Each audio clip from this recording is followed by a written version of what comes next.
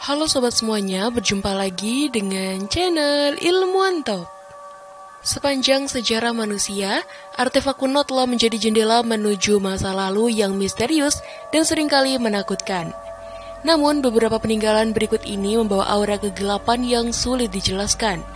Seolah-olah mereka membawa kutukan atau kekuatan jahat dari zaman yang telah lama berlalu. Dari cermin obsidian John Dee yang dapat memanggil roh, hingga trompet Tutankhamun yang dikaitkan dengan pecahnya Perang Dunia, artefak-artefak ini telah menantang pemahaman ilmuwan modern tentang batas antara dunia nyata dan supernatural.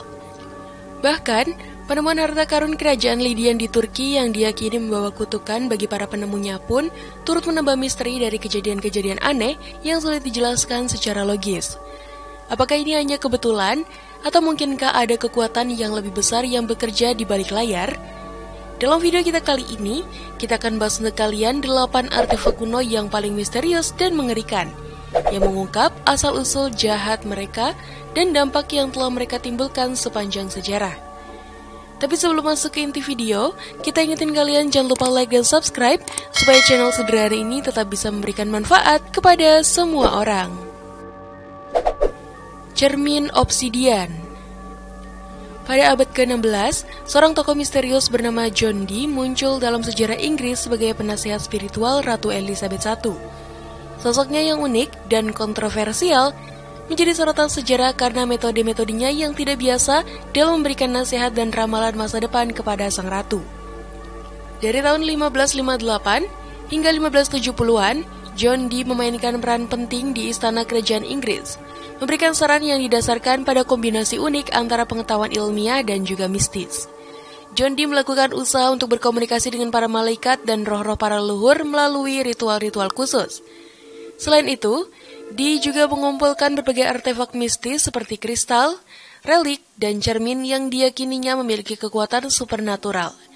Salah satu artefak yang paling terkenal yang dimiliki John Dee adalah cermin obsidian, sebuah cermin yang terbuat dari kaca vulkanik yang telah dipoles dengan sangat halus hingga mencapai tingkat kehalusan yang luar biasa. Cermin obsidian yang dimiliki oleh John Dee diyakini dapat menjadi sarana untuk berkomunikasi dengan roh dan medium untuk mendapatkan wahyu spiritual.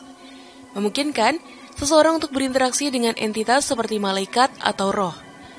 John Dee menggunakan cermin ini dalam ritual pemanggilan roh manusia, di mana John Dee bisa melihat atau menerima pesan dari makhluk-makhluk spiritual. Selain untuk memanggil roh, cermin ini juga dapat digunakan sebagai media ramalan, di mana John Dee mencari petunjuk tentang masa depan, agama, pengetahuan yang tersembunyi, atau pengetahuan tentang alam semesta. Selain sebagai media komunikasi dan ramalan, cermin ini juga dapat digunakan untuk melakukan praktik alkimia dan meditasi. Dalam eksperimen alkimia, cermin ini digunakan dengan harapan dapat memperoleh petunjuk tentang transmutasi materi atau rahasia ilmu alkimia. Dalam menggunakan cermin ini, John Dee tidak bekerja sendiri. Ia menjalin kerjasama dengan seseorang bernama Edward Kelly. Kelly mengklaim dirinya memiliki kemampuan khusus untuk melihat roh atau bahkan mengubah logam biasa menjadi sebuah emas. Orang-orang pada masa itu percaya bahwa dengan menggabungkan pengetahuan ilmiah Dee dan kemampuan paranormal Kelly, masyarakat waktu itu bisa mencapai terobosan-terobosan baru dalam memahami alam semesta dan berkomunikasi dengan makhluk-makhluk supernatural. Selama ritual pemanggilan roh, John Dee dan Edward Kelly duduk di depan cermin obsidian sambil membaca doa-doa dan mantra-mantra tertentu. Sementara itu, Edward Kelly yang berperan sebagai medium akan menatap cermin sambil mencari tanda-tanda kehadirannya. Saat Kelly melihat bayangan malaikat atau makhluk roh di permukaan cermin, ia akan menceritakan penampakan tersebut dengan detail, sementara John Dee mencatat semua hal yang disampaikan oleh Kelly. Sampai akhirnya, terciptalah tulisan-tulisan yang sangat panjang dan hasil komunikasi mereka dengan roh tersebut. Beberapa pesan ini ditulis dalam bahasa aneh yang disebut sebagai bahasa Enochian, yang mereka yakini sebagai bahasa malaikat. Ratu Elizabeth I sendiri yang saat itu berkedudukan sebagai penguasa Inggris secara aktif meminta Dee untuk memberikan saran dalam berbagai urusan kerajaan, terutama dalam hal strategi politik, kebijakan luar negeri, dan upaya ekspansi maritim. Bangsawan dan pejabat tinggi kerajaan juga sering mendatangi John Dee untuk membantu dalam mereka mengambil keputusan dalam masalah politik, ekonomi, atau hubungan diplomatik. Selama berabad-abad, keberadaan dan asal-usul cermin obsidian yang dimiliki oleh John Dee menjadi subjek berbagai teori dan spekulasi selama berabad-abad. Salah satu teori yang paling populer menyatakan bahwa cermin ini adalah warisan kuno dari peradaban yang telah lama punah, khususnya bangsa Aztec yang memiliki pengetahuan dan praktik spiritual yang sangat maju. Para pendukung teori ini percaya bahwa peradaban kuno tersebut menggunakan cermin obsidian sebagai alat komunikasi dengan roh atau untuk upacara spiritual tertentu lalu diwariskan dari generasi ke generasi hingga akhirnya sampai ke tangan bangsa Aztec. Sementara spekulasi lain menyatakan bahwa cermin obsidian ini memiliki keterkaitan dengan kekuatan gelap atau bahkan berasal dari iblis. Ritual memanggil roh atau berusaha berkomunikasi dengan entitas supernatural melalui cermin adalah bentuk praktik sihir hitam yang dikaitkan dengan kekuatan jahat atau iblis. Jembatan Iblis di Pegunungan Alpen, Swiss. Pada zaman dahulu, sebelum terowongan Gotthard yang megah dibangun untuk menghubungkan bagian utara dan selatan Swiss, perjalanan melintasi pegunungan Alpen bukan hanya sulit, tetapi juga mengancam nyawa para penjelajah dan pedagang yang melewatinya. Para penjelajah dan pedagang harus menghadapi rintangan alam yang menakutkan, salah satunya adalah Jurang Skollenen. Jurang Skollenen berada di bagian tengah Swiss di wilayah pegunungan Alpen, Swiss. Jurang ini merupakan bagian penting dari rute terowongan Gotthard yang menghubungkan bagian utara dan selatan Swiss melintasi pegunungan Alpen. Jurang ini terbentuk dari granit padat dengan dinding-dinding yang curam dan terjal yang seolah-olah menantang maut bagi siapapun yang berani mendekatinya.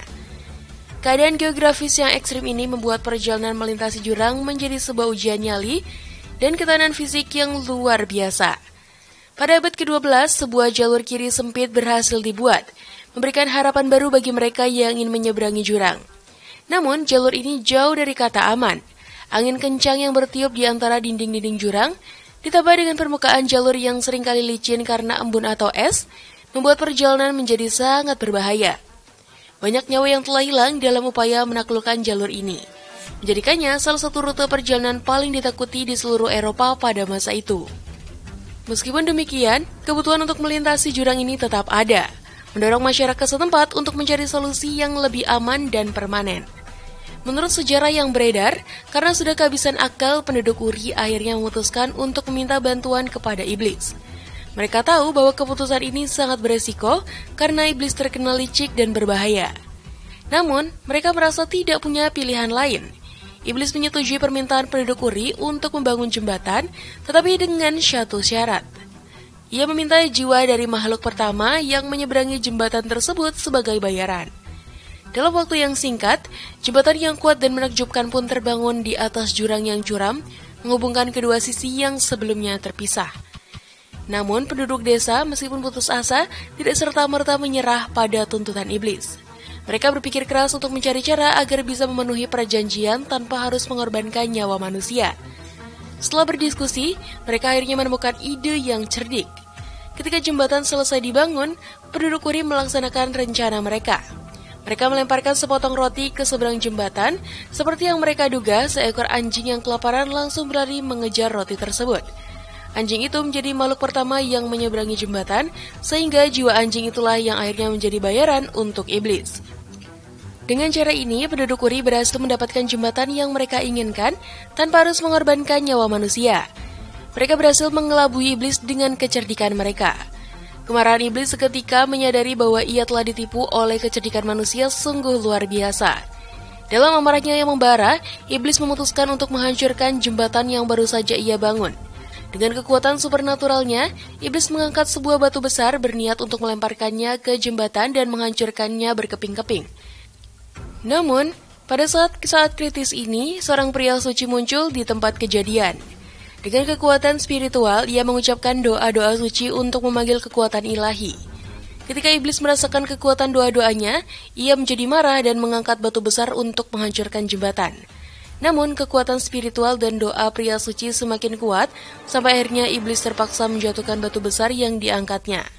Merasa kalah dan marah, iblis akhirnya mundur dan meninggalkan tempat itu. Batu besar yang konon hendak digunakan iblis untuk menghancurkan jembatan masih dapat dilihat di dekat lokasi tersebut, dikenal sebagai Teufelsstein atau batu iblis. Keberadaan batu ini menjadi bukti fisik yang memperkuat cerita, membuat legenda tetap hidup dalam imajinasi masyarakat modern. Hingga saat ini, kisah Jembatan Iblis tetap menjadi bagian penting dari warisan budaya Swiss, diceritakan kembali pada generasi baru sebagai pengingat akan kekuatan tekad manusia dan pentingnya kecerdikan dalam menghadapi tantangan. Patung Sigir di Rusia. Patung kayu kuno ini ditemukan oleh penambang emas pada tahun 1890 di dalam rawa gambur Sigir di lereng timur pegunungan Ural Tengah, sekitar 62 mil jauhnya dari Yekaterinburg di Rusia. Patung yang awalnya memiliki tinggi mencapai 5,18 meter ini ditemukan terpecah menjadi beberapa fragmen, namun berhasil diawetkan dengan baik berkat sifat pengawetan dari gambut. Ketika fragmen-fragmen tersebut disatukan kembali, terungkaplah sosok manusia berukuran besar dengan permukaan yang dipenuhi simbol-simbol Mesolitikum dan desain geometris misterius. Awalnya, para peneliti mengira bahwa Sigir Idol berasal dari zaman Neolitikum, namun setelah dilakukan pengujian karbon, ternyata usianya jauh lebih tua dari yang diperkirakan sebelumnya. Patung ini diperkirakan dibuat sekitar 11.600 tahun yang lalu, menjadikannya sebagai patung kayu tertua di dunia. Keunikan Sigir Idol tidak hanya terletak pada usianya yang tua, tetapi juga pada ukurannya yang raksasa dan detail ukirannya yang rumit. Para peneliti meyakini bahwa wajah patung ini seperti tulang pipi yang tinggi dan hidung yang lurus mencerminkan penampilan fisik pada pembuatnya.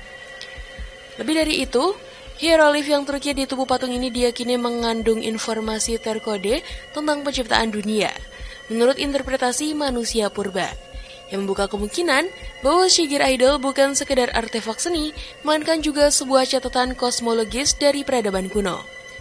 Para ilmuwan Rusia memiliki keyakinan kuat bahwa Sigir Idol menyimpan informasi rahasia tentang awal mula penciptaan dunia. Teori ini didasarkan pada analisis mendalam terhadap simbol-simbol yang terukir di permukaan patung. Salah satu ilmuwan, Peter Zolin, mendukung gagasan bahwa pesan tentang pembentukan alam semesta tertuang dalam tubuh Sigir Idol. Zolin berpendapat bahwa 7 wajah dan tubuh tinggi dari Sigir Idol mengindikasikan asal-usul manusia dan bumi.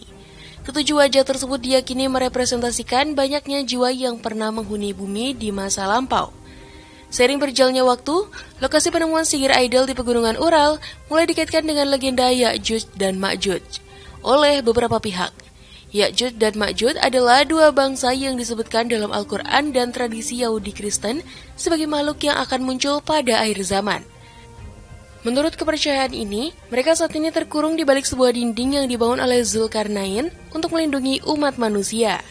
Beberapa orang meyakini bahwa pegunungan Ural sendiri tempat ditemukannya Sigir Idol mungkin sering disebut dalam spekulasi tentang lokasi Ya'juj dan Ma'juj. Mereka menghubungkan keberadaan patung kuno ini dengan cerita-cerita tentang bangsa misterius yang terkurung di balik pegunungan.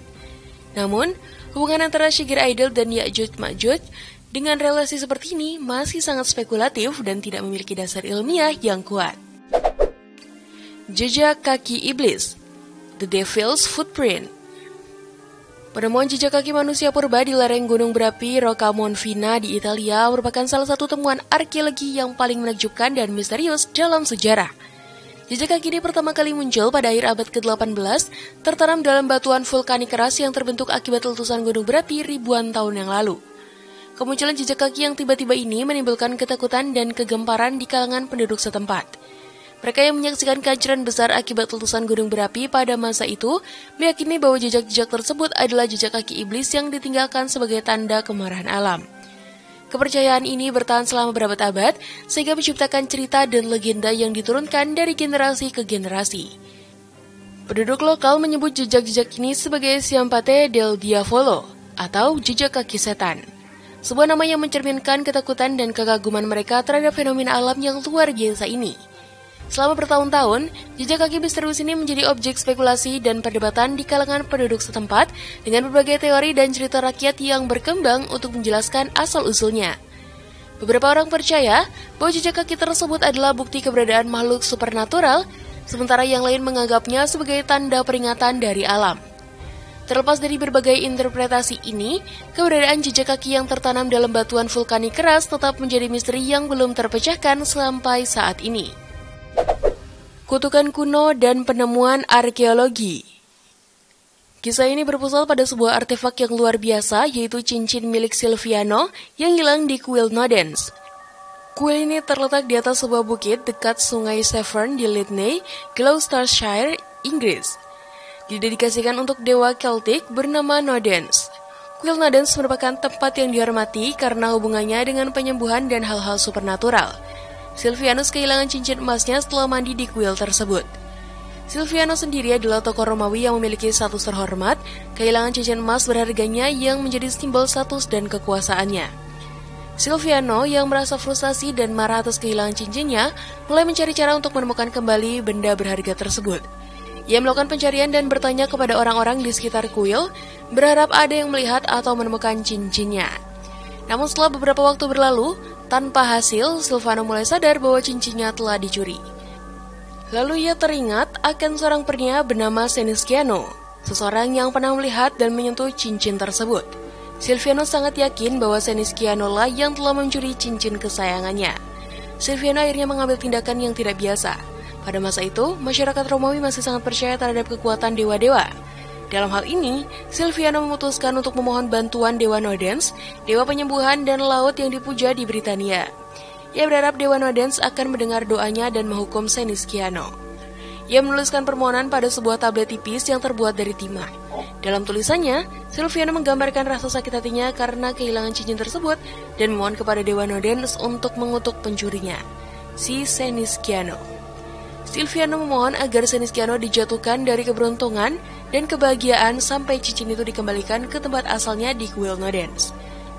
Setelah selesai menuliskan permohonannya, Silviano membawa tablet kutukan tersebut ke kuil Nodens yang terletak di Lydney Park, Gloucestershire. Dengan hati yang penuh harap, ia meletakkan tablet tersebut di kuil suci berhadap Dewa Nodens akan mendengar doanya dan menghukum Senisciano yang telah mencuri cincin kesayangannya. Setelah itu, kisah tentang Silvano, cincinnya yang hilang, dan tablet kutukannya seakan lenyap ditelan waktu. Berabad-abad berlalu dan cerita ini terkubur dalam lapisan-lapisan sejarah terlupakan oleh peradaban manusia. Sampai akhirnya pada tahun 1929, seorang arkeolog terkemuka bernama Sir Mortimer Wheeler melakukan penggalian di Lydney Park.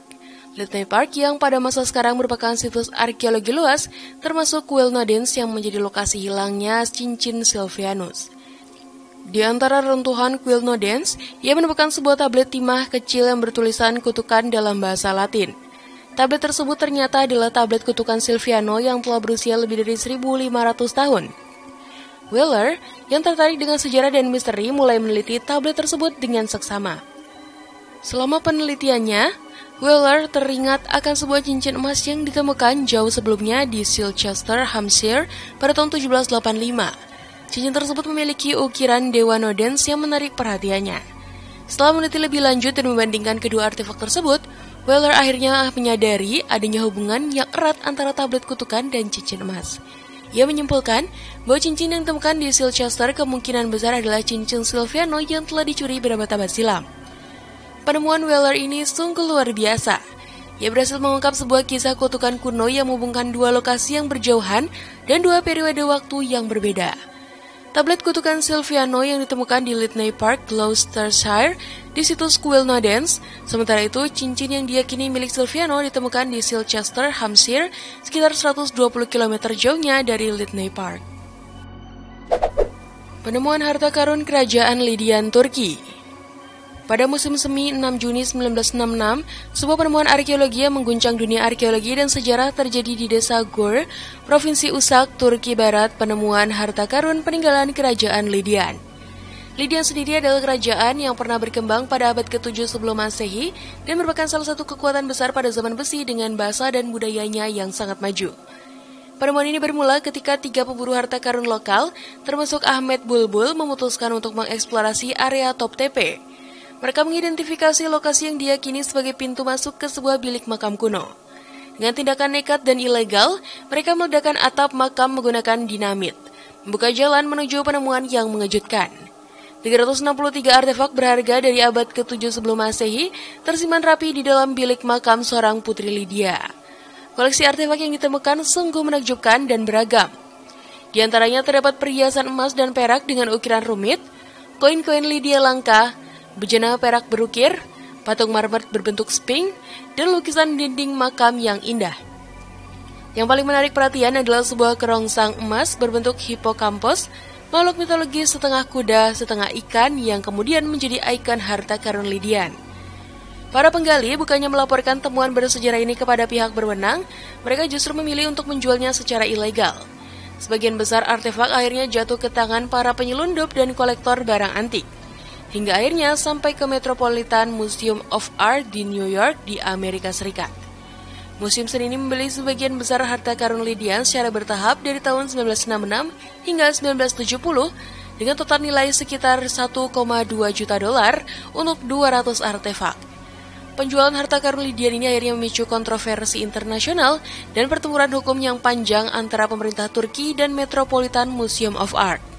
Setelah bertahun-tahun bernegosiasi dan tekanan, pada tahun 1993, museum akhirnya mengakui bahwa mereka mengetahui artefak-artefak tersebut dicuri saat membelinya.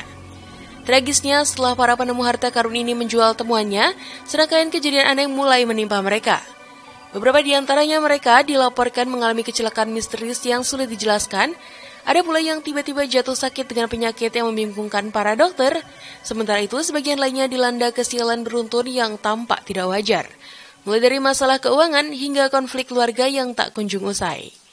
Ahmed Bulbul sendiri juga diceritakan bahwa saat pertama kali memasuki bilik makam, mengalami kejadian yang sangat mengerikan dan nyaris fatal. Begitu ia melangkah masuk ke dalam ruangan yang telah tertutup selama ribuan tahun tersebut, ia tiba-tiba merasa sesak napas dan hampir tercekik, seolah-olah ada sesuatu yang mencengkeram lehernya. Seiring berjalannya waktu, beberapa orang mulai percaya bahwa harta karun tersebut membawa kutukan. Mereka menganggap bahwa rangkaian kejadian buruk yang menimpa para penemu dan penjual harta karun adalah hukuman dari para dewa kuno Lydia. Kepercayaan ini didasarkan pada anggapan bahwa penggalian dan penjualan artefak tersebut telah mengganggu tempat peristirahatan terakhir para penguasa Lydia kuno, termasuk Raja Croesus yang legendaris. Kutukan trompet Tutankhamun yang membawa bencana. Penemuan makam Raja Tutankhamun pada tahun 1922 oleh Howard Carter dan timnya di Lembah Para Raja Mesir merupakan salah satu penemuan arkeologis paling penting abad ke-20. Di antara ribuan artefak berharga yang ditemukan, sepasang trompet unik menarik perhatian khusus para peneliti dan publik. Trompet ini terbuat dari perak dan perunggu, menunjukkan keahlian tinggi pengrajin Mesir kuno dan mencerminkan status tinggi Raja Tutankhamun. Desain dan ornamennya yang rumit menjadi bukti nyata kecanggihan seni dan teknologi Mesir kuno. Trompet Tutankhamun telah lama menarik perhatian para ilmuwan dan sejarawan karena nilai historisnya. Namun, di luar lingkup akademis tersebut, trompet ini juga telah menjadi pusat berbagai spekulasi. Banyak yang percaya bahwa trompet ini memiliki kekuatan supranatural yang mampu mendatangkan malapetaka dan konflik jika dibunyikan. Kisah yang paling terkenal bermula pada tahun 1939 ketika stasiun radio BBC di London menyiarkan sebuah program yang menampilkan suara trompet Tutankhamun. Beberapa bulan setelah siaran tersebut, dunia dikejutkan oleh pecahnya Perang Dunia II. Sebuah konflik global yang menghancurkan dan merenggut jutaan nyawa. Meskipun para ahli tidak menemukan bukti ilmiah yang menggabungkan kedua peristiwa ini secara langsung, kedekatan waktu antara siaran radio dan pecahnya perang telah memicu keyakinan masyarakat waktu itu. Trompet Tutankhamun pun mulai dipandang sebagai benda keramat yang benar-benar mampu memicu bencana. Anggapan ini semakin menguat seiring berjalannya waktu. Pada tahun 1967, trompet Tutankhamun kembali dibunyikan. Tak lama kemudian, Perang 6 Hari meletus di Timur Tengah. Perang 6 Hari ini melibatkan Israel di satu pihak dan koalisi negara-negara Arab yang terdiri dari Mesir, Suriah, dan Yordania di pihak lain. Peristiwa Perang 6 Hari ini memperkuat keyakinan sebagian orang bahwa trompet tersebut memiliki kekuatan gaib untuk memicu konflik dan peperangan. Keyakinan ini semakin diperkuat oleh peristiwa serupa pada tahun 1990.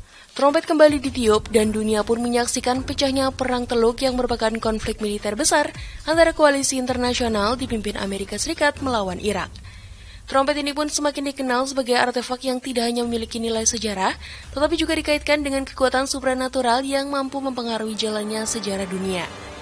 Meskipun banyak yang menganggapnya sebagai kebetulan belaka, 3 peristiwa bersejarah ini telah membentuk citra trompet Tutankhamun sebagai artefak yang diselimuti misteri dan dikaitkan dengan kekuatan gaib yang mampu mempengaruhi jalannya sejarah. Berlian harapan yang terkutuk. Permata misterius dengan sejarah penuh tragedi. Berlian Hope atau juga disebut dengan berlian harapan, adalah permata biru yang menakjubkan dengan berat 45,52 karat. Warna biru yang mendalam dan kilauannya yang luar biasa membuat berlian ini menjadi salah satu berlian biru terbaik alami yang sangat langka. Berlian ini memiliki sejarah yang penuh dengan misteri dan tragedi. Asal-usul berlian ini dapat ditelusuri kembali ke tambang Golconda di India pada tahun 1666. Sebuah lokasi yang terkenal menghasilkan berlian berkualitas tinggi. Legenda yang beredar menyebutkan bahwa berlian ini awalnya merupakan mata ketiga pada patung Dewi Kali, salah satu dewi penting dalam agama Hindu. Konon, berlian tersebut dicuri dari patung ini, memicu kutukan yang akan menimpa siapapun yang memilikinya. Kisah berlian ini dimulai ketika seorang pedagang permata Prancis bernama Jean-Baptiste Tavernier mendapatkan melalui cara yang tidak jelas. Tavernier kemudian menjual berlian ini kepada Raja Louis XIV dari Prancis yang dikenal sebagai Raja Matahari. Di bawah kepemilikan Raja Prancis, berlian ini mengalami beberapa kali perubahan bentuk dan ukuran sehingga meningkatkan kilauannya. Namun, seiring berjalannya waktu, berlian ini mulai dikaitkan dengan serangkaian peristiwa tragis yang menimpa pemiliknya. Salah satu kisah yang paling terkenal adalah nasib Marie Antoinette. Diceritakan bahwa ia mengenakan berlian ini sebelum dia dipenggal selama Revolusi Prancis. Setelah revolusi, berlian ini menghilang selama beberapa dekade, sampai akhirnya muncul kembali di London pada awal abad ke-19. Berlian ini telah dipotong ulang menjadi bentuknya yang sekarang. Sejak saat itu, berlian Hope berpindah tangan beberapa kali dan setiap perpindahan kepemilikan selalu diikuti dengan kemalangan bagi pemiliknya. Cerita-cerita tentang kebangkrutan, kematian tragis, dan nasib buruk mulai beredar, semakin memperkuat reputasi berlian ini sebagai pembawa kutukan. Meskipun memiliki reputasi yang mengerikan, berlian Hope tetap menjadi salah satu permata paling terkenal dan dikagumi di dunia. Pada tahun 1958, nasib berlian ini berubah ketika Harry Winston, seorang pedagang permata terkenal dari New York, memutuskan untuk menyumbangkannya kepada Smithsonian Institution di Washington. Keputusan Winston ini tidak hanya mengakhiri rangkaian kepemilikan pribadi berlian tersebut, tetapi juga memungkinkan publik untuk menikmati keindahannya. Sejak saat itu, berlian Hope menjadi salah satu objek pameran paling populer di Smithsonian National Museum of Natural History.